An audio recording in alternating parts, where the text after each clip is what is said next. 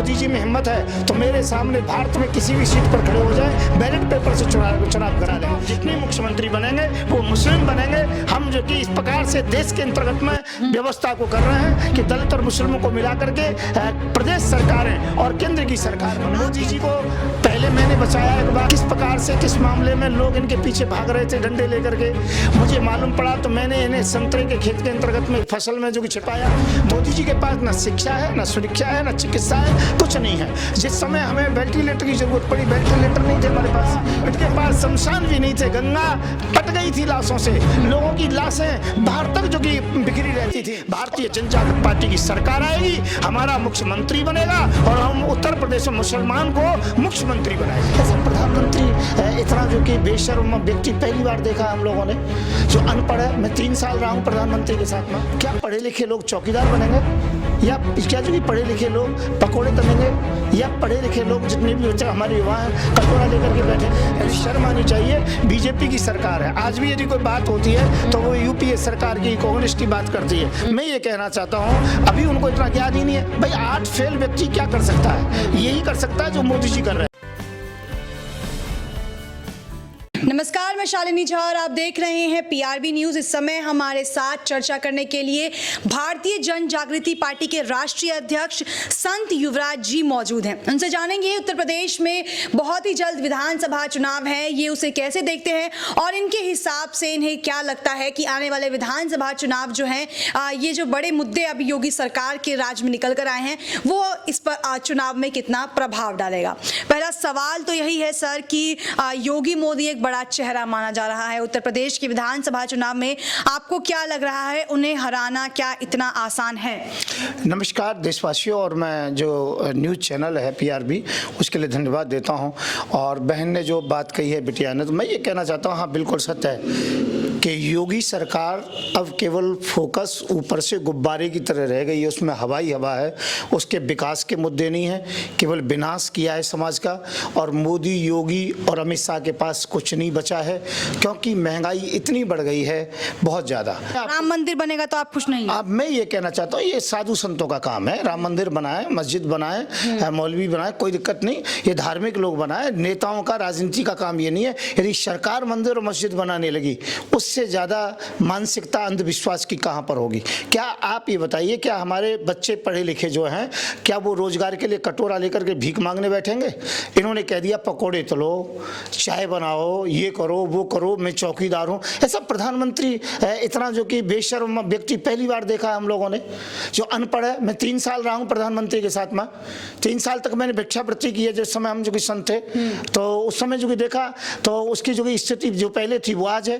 क्या पढ़े लिखे लोग चौकीदार बनेंगे, या क्या जो कि पढ़े लिखे लोग पकोड़े तनेंगे, या पढ़े लिखे लोग जितने भी बच्चे हमारे युवा हैं कटोरा लेकर के बैठेंगे? यानी शर्म आनी चाहिए। बीजेपी की सरकार है, आज भी यदि कोई बात होती है तो वो यूपीए सरकार की, कांग्रेस की बात करती है। मैं ये कहना चाहता हूँ अभी उनको इतना ज्ञान ही नहीं है। भाई 8 फेल व्यक्ति क्या कर सकता है? यही कर सकता है जो मोदी जी कर रहे हैं। लोग उन्हें भगवान मान रहे हैं, मैं भी कहता हूँ वो भगवान है, क्यों जिस प्रकार से भगवान के दर्शन नहीं होते तो मोदी जी का काम भी दिखाई नहीं पड़ता, क्योंकि मोदी जी काम करते ही नहीं। इसी प्रकार से कहना चाहता कि भगवान का भी अस्तित्व है, होगा, मुझे नहीं पक्का विश्वास इस बात पर, क्योंकि भगवान निर्गुण है पर लोग सगुण मानते हैं। इसी प्रकार से मोदी जी के कामों को काम मानते हैं। मैं कह रहा हूं मोदी जी का कोई काम नहीं है। मोदी जी जहां भी गए हैं वहां पर जो कि नाश ही नाश हुआ है। अब बेचारे जो ट्रंप को ले बैठे, जहां जहां गए हैं उसी जिसका साथ दिया, ट्रंप की हार का जिम्मेदार भी आप मोदी सरकार को मानते? बिल्कुल मोदी सरकार है, इसमें कोई शंका नहीं है कि मोदी जी ने वो उनको ज्ञान दिया ट्रंप के लिए कि ये करो वो करो, जैसे यहां हुआ ऐसा वो करने लगे और वो हारे। क्यों? वहां की जनता पढ़ी लिखी है। मोदी जी में हिम्मत है तो केरला से खड़े होकर दिखा देना,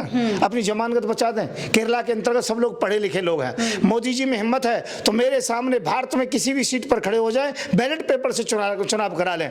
मैं ये कह रहा हूं मोदी जी जमानत भी बचा जाए अपनी, तो मैं सरयू में या जो कि तो आप कह रहे हैं हिंदू जो पढ़े लिखा वर्ग है वो मोदी को तो वोट नहीं देगा, अनपढ़ वर्ग दे रहा है मोदी को? मैं ये कहना चाहता हूं कि मोदी जी पढ़े लिखे हैं ही नहीं, अनपढ़ भी नहीं। जो ईवीएम मशीन है वो वो कमाल दिखाती हैं और कुछ नहीं है। मोदी जी के पास ना कोई मुद्दे हैं, ना कोई विषय है किसी प्रकार से कि मंदिर बनाएंगे, ये कर देंगे, वो कर। मैं मंदिर मस्जिद का विरोध नहीं करता हूँ, पर मैं समर्थन भी नहीं करता हूँ इस बात के लिए कि हमारी मानसिकता केवल धर्म पर आके टिक गई, जाति पर आगे टिक गई है। हम जाति और धर्म में विश्वास नहीं रखते हैं। तो इसलिए क्या है कि मंदिर का काम अपना जो अंधविश्वासी लोग करते रहे, मस्जिद का काम वो अंधविश्वासी लोग करते रहे। हमारा काम अपने बच्चों को IAS बनाना है, IPS बनाना है, डॉक्टर बनाना है, इंजीनियर बनाना है, पढ़ाना है, लिखाना है। तो मोदी सरकार भी तो यही चाहती है। मोदी तो कहते ही हैं कि देश में IAS और डॉक्टर जो है वो उनको बढ़ावा दिया जाए, वो बच्चे ये सब बने। आप कह रहे हैं कि मोदी जी बढ़ावा नहीं दे रहे। मैं ये कहना चाहता हूँ कि मोदी जी खुद पढ़े लिखे नहीं है। आप ये कक्षा 1 से लेकर के जितने भी डिप्लोमा है सबको फ्री क्यों नहीं कर देते?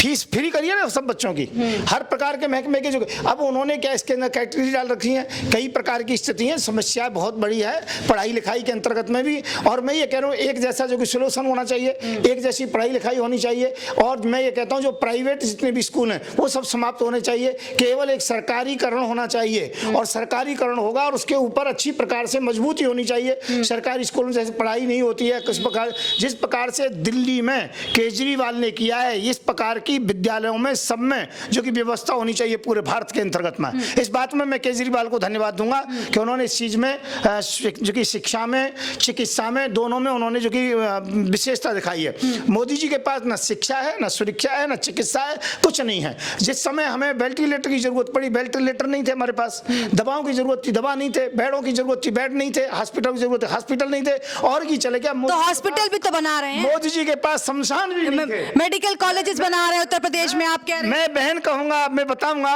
इनके पास शमशान भी नहीं थे। गंगा पट गई थी लाशों से, लोगों की लाशें बाहर तक जो कि बिखरी रहती थी। और रहा मेडिकल कॉलेज इत्यादि की, तो मैं ये कहना चाहूंगा इन्होंने शौचालयों पर जोर दिया, और उसमें भी योगी शौचालय का पैसा भी खा गया। खरबों रुपए खाया है, अरबों नहीं। वो मैं कई हजार करोड़ खाया, मैं गलती चाहूंगा इस बात पर, कई हजार करोड़ रुपए खाया है। मैं ये कहना चाहता हूं शिक्षा पर इतनी जोर देते तो आज इस प्रकार की स्थिति नहीं होती। शिक्षा पर जोर दे रहे हैं सर, परियोजनाओं का जो है उद्घाटन कर दिया, मेडिकल कॉलेज खुलवा रहे हैं, स्टूडेंट्स की फ्री कोचिंग हो रही है। आप कह रहे हैं शिक्षा पर जोर नहीं दे रहे हैं। ये उद्घाटन कराते हैं केवल। इन्होंने बुलेट जो कि ट्रेन का भी उद्घाटन कर दिया था, अभी तक तो दिखाई नहीं पड़ी कहीं। कह रहे हैं ये हो रहा है, आ जाएगा बहुत जल्द बुलेट ट्रेन भी। अरे मैं ये कह रहा हूँ वो आए या ना आए, ये जाए बस। सबसे पहली व्यवस्था ये होनी चाहिए, ये जाए, अनपढ़ लोग जाएं और किसी अच्छे व्यक्ति का नंबर आ दें। अगला प्रधानमंत्री जो देश का होगा वो हमारा होगा, दलित समाज से होगा। और मैं ये कहना चाहता हूँ अब जितने मुख्यमंत्री बनेंगे वो मुस्लिम बनेंगे। हम जो कि इस प्रकार से देश के अंतर्गत में व्यवस्था को कर रहे हैं कि दलित और मुस्लिमों को मिला करके प्रदेश सरकारें और केंद्र की सरकार बने। आप कहते हैं मुस्लिम मुख्यमंत्री बनेगा, पर ये जो RSS के प्रमुख हैं मोहन भागवत कहते हैं कि मुस्लिमों की आबादी देश के लिए खतरा है। मैं ये कह रहा हूं किसी की आबादी खतरा नहीं है, मोदी से बड़ा खतरा दुनिया में कोई नहीं है। 2014 से पहले देखिए कोई हिंदू मुसलमान का मामला ही नहीं था, कोई हिंदू मुसलमान के विषय में नहीं मानता था। जब से मोदी जो कि बैठे हैं तब से मुसलमान के एरिया में हिंदू को जाने से डर लगता है और हिंदू के एरिया में मुसलमान को डर लगता है। कोई मुसलमान दूध की गाय लेकर के अपने घर के लिए जाना चाहे तो सुरक्षित नहीं है, पक्की गारंटी नहीं है। मैं ये कहना चाहूँ हिंदू मुसलमान का जो मामला है, भाईचारा हमारा बिगड़ा है, तो ये केवल मोदी जी के आने के बाद बिगड़ा है। सर एक सवाल ये है कि आप विकास की बात कर रहे हैं, विकास के लिए मोदी सरकार ने 4 राजमार्ग बनाए, अब तो 16 नए हवाई अड्डे उत्तर प्रदेश में आ रहे हैं, स्मार्ट सिटी बना दिया, अब तो चप्पल पहनने वाले लोग भी प्लेन में जो है वो सफर कर सकते हैं। खुश नहीं है आप? मैं ये कहना चाहता हूँ कि कब से हमारे पास रोड नहीं थे और कब से हमारे पास में हवाई जहाज नहीं थे।